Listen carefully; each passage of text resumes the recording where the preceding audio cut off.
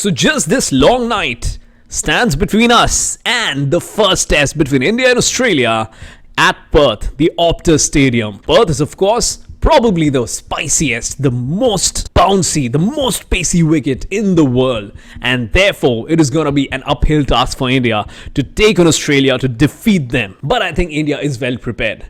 Unlike the way India were when they were facing New Zealand at home, I think the team is well prepared. They are high on confidence. They are doing well in the nets. And considering the reports that we were getting, Virat Kohli and Dhruv Jurel are looking excellent in the nets. You heard it right. Virat Kohli and Dhruv Jurel are looking excellent.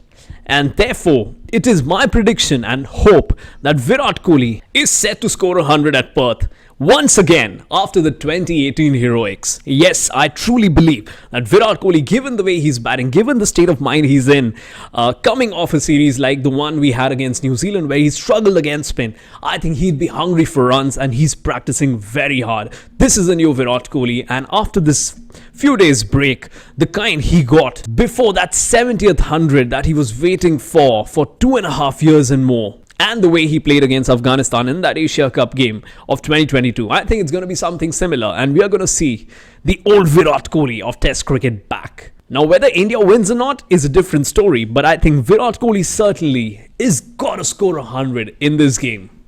Dhruv Jurel, on the other hand, of course, looked the best in the nets. Yes, among all Indian batters, Dhruv Jurel looked the most solid. And therefore, he is, of course, going to be playing, but he too could score big. Now, as far as the playing 11 is concerned, it's, of course, almost guaranteed now that we'll see Yashasvi Jaiswal opening alongside KL Rahul. Yes, KL Rahul is going to open in place of Captain Rohit Sharma once again. At 3, it'll be Devdutt Padikkal, who has played a bit for India, but this will be a different task altogether to play in Australia. Number 4, no doubt Virat Kohli. Number 5 will be Rishabh Pant. Yes, the X factor of the Indian batting lineup. If he does well, India does well. Number 6, Dhruv Jurel, some solidity. Number 7 will be a debutant, someone we have heard a bit in the last few days, but who's been really coming up. This is Nitish Reddy, the seam bowling all-rounder, who will have an opportunity to score with the ball as well as with the bat. Now we come to the crucial question, who is the spinner who's going to get to play? Though it's not certain as of now, but it looks like maybe the team will go with the experience of Ravichandran Ashwin. But this is just my opinion, you never know. Ravindra Jadeja batted for a very long time in the nets, while Ashwin and Sundar both bowled for a very long time.